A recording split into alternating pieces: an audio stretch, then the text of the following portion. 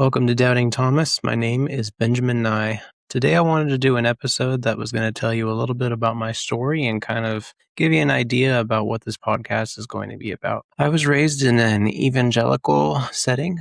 My dad was a worship pastor, and my mom was always very involved in the church. When I was pretty young, the head pastor of the church that my family attended passed away from cancer, and this ended up shaking up a lot of things for my family during a time that was difficult for everybody. My family was actually asked to leave. The church wanted to change up the leadership and start heading in a new direction. And so my family left that church, and we spent some time bouncing around trying to find a new church. And at least for me, never really felt like I found a home. We ended up going to a non-denominational church for quite a few years where they had a pretty significant youth program. And my older brother, who was an extrovert, was looking for and really needing that kind of community. But it was a very shallow relationship church. And at least in my experience, the teaching was not very biblically grounded. And I think that led to a lot of the doubts that I ended up having a little bit later in my life. So throughout my childhood, I did all of the standard things that, you would expect of an evangelical teenager. I was part of a lot of those summer camp adventures. We went and we did a mission down in Mexico. And I went to multiple different Christian camps. I worked at a Christian camp for a little while. So I was very plugged into the culture, so to speak. I remember being raised in purity culture and everything that I'm sure you guys know about that. And none of it ever really seemed that real to me. I was always very stressed out trying to understand if, I was really one of God's chosen. And I never really felt like I was plugged in. I never felt like I was hearing God's voice. I was very doubtful about whether or not there was something wrong with me that was causing me to have this separation from God, because what I had been told was that if you're a Christian, it's not just a religion. You're supposed to have a personal relationship with your Lord and Savior, And it just never seemed to really click that way for me. And I prayed and prayed. I was baptized multiple times, and I was always just so stressed and anxious. I knew that hell was a real place, and I was worried that if I didn't have whatever the spiritual experience was that I was seeing with people around me, that was where I was going to end up. And I was terrified of that. So when I was in my middle teens, I had what you might consider my first spiritual experience while I was working at a Christian camp. And some of the kids that were part of one of the groups that attended, they put on a skit. If you're familiar with the Lighthouse skit, that was what they put on. And it was a very emotional thing. And it was something that kind of made me feel like this was the heart of God. Hopefully for me, there were some gender representations in that skit that don't apply to me, but I think it ultimately was intended for everybody. And after that, as I was motivated to start really trying to pursue God and find out whether or not God was truly real outside of just an emotional experience that I had, I ended up deciding that I wanted to try going to Youth with a Mission. For those of you who aren't familiar, Youth with a Mission is a program that is considered interdenominational. It's generally a program that's targeted at people who have just graduated from high school. And what they do is they will sign up for a discipleship training program. And what this is you will go to what is called a YWAM, which is what is short for Youth with a Mission base. And they have them all over the world. Last time I checked, there were over 1,000 locations. And I was originally from California, and I decided that I wanted to go and try a school that was in Colorado. And my parents were familiar with Youth with a Mission. My dad was part of the organization when he was pretty young as well. And they were very encouraging of me going to this. My older brother had done it. He'd come back and he seemed to have had this major transformation. So I was hoping, this would be my one shot to really find out whether or not God was real. There is a 12-week course where you learn a lot of things about missions and a lot of things about God. And it is very tailored towards the student's experience. And I don't remember that I ever had anything happen that really blew me away and convinced me that this is absolutely real. But I was in an environment that was very encouraging. I had a community, and there were a lot of things I was learning. I remember that I had people praying for me and prophesying over me. And these were all things that were very affirming and felt really good. And then the second part of this program is an outreach phase.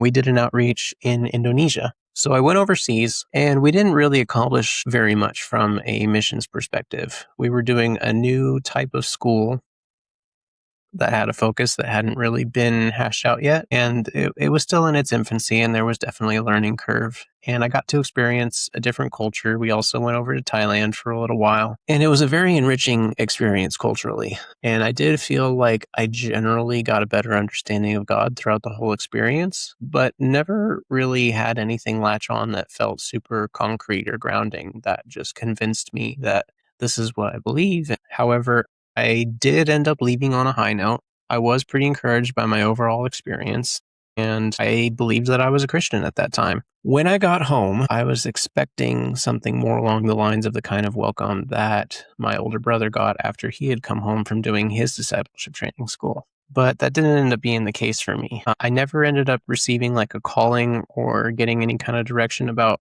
what I thought I was really supposed to do with my life. This may have been a contributing factor to a conversation that I had with my dad when I got back, where the long and the short of it was that he told me that he had also had really high expectations for me going to this school, and he was disappointed. He was hoping that this would have a positive impact on his and my relationship. He and I have never been able to communicate particularly well, didn't really get along a lot of the time. And when that didn't change, he was also very frustrated. And I had come home thinking that, I just learned all of these things and I was really excited. And he seemed to have a very different opinion about the outcome of that.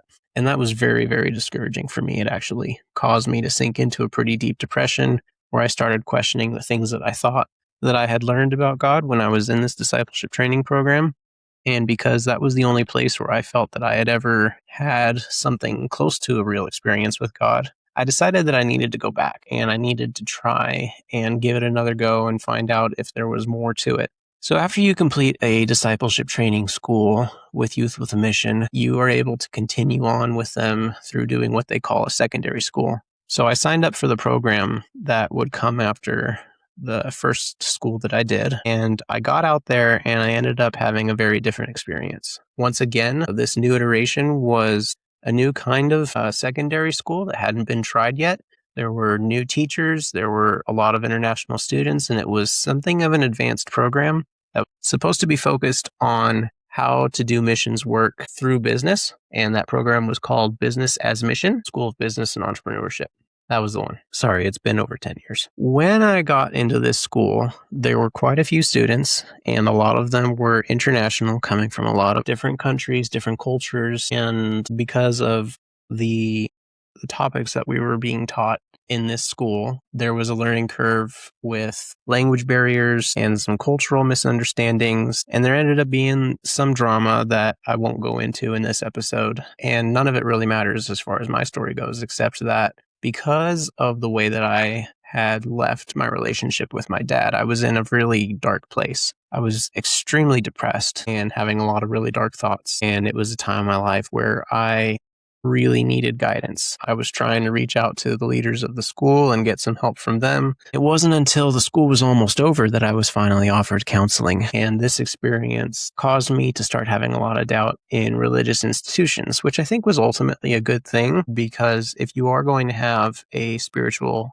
relationship that is real and authentic to you, it shouldn't be based off of an entity or an organization or a church. And I think that was my number one takeaway from that experience. While I was there, I did end up meeting my wife, and we ended up getting married within a year, and we ended up settling in Colorado. She was from the East Coast, I was from the West Coast, and it just seemed pretty natural to us. We ended up staying in that city, but not really being involved in Youth with a Mission anymore. In our first couple of years of marriage, we attempted to find a church that suited us. We tried several out, and there always ended up being something that didn't really seem to sit with both of us very well. There was a mega church that we tried out, and that had its obvious drawbacks. It just felt like a big production. We tried some slightly smaller ones, but we had a really difficult time trying to get plugged into the community. There were others that we felt like their motivation or their teaching was just off in some way, and we never ended up really being able to get plugged into any of the communities while we were there.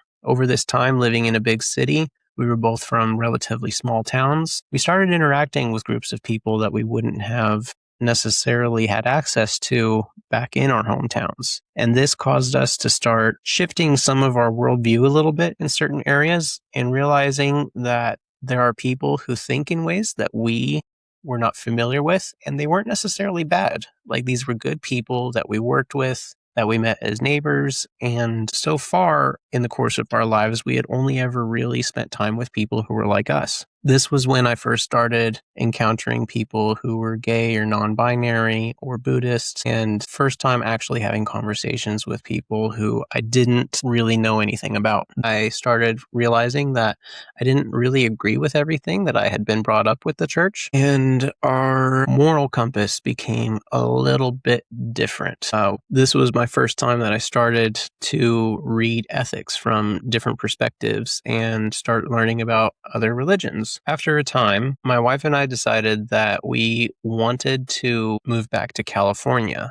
This would have been roughly 8 or 9 years after our experience with Youth with a Mission. When we got to California, it was a very stressful time for my wife. There was a little bit of a period of limbo where we were trying to find a house while we were staying with my parents. And my wife was extremely stressed about not having her own home. And I think what this ended up leading to over the course of the next year was that my wife started to really reach out and pursue some sort of a spiritual relationship with God again. And she ended up, I believe, recommitting her life to Christ, but I didn't really have that same kind of experience. I was also feeling very lost and having a lot of stress about the purpose of my life and where I was going and what happens when we die. I still was feeling like there was some kind of a block, like there just weren't things that were adding up for me. I had learned all of these things while we were living in the city in Colorado that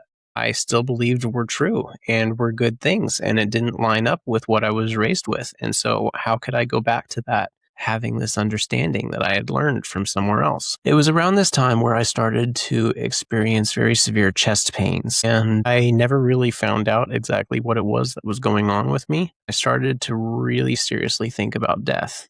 I don't really believe in God at this point in my life, and if I'm wrong, what's going to happen? So this was the catalyst to cause me to start really pursuing some kind of an understanding of what is real. What do I believe? What answers are out there? What am I missing? If someone has this figured out, then I want to know what it was. If I missed something in Christianity, I need to figure that out. I started reading apologetics, watching a lot of pastors on YouTube, such as Mike Winger. Eventually, my wife and I both agreed that California was just not working out for us. I was under way too much stress trying to make ends meet, and she wanted to spend more time with her family. She felt like they understood her and she was able to relate to them better. And it had been 10 years since we'd spent any real time with her family over on the East Coast. So eventually we agreed to give that a try. That leads us up to roughly present day.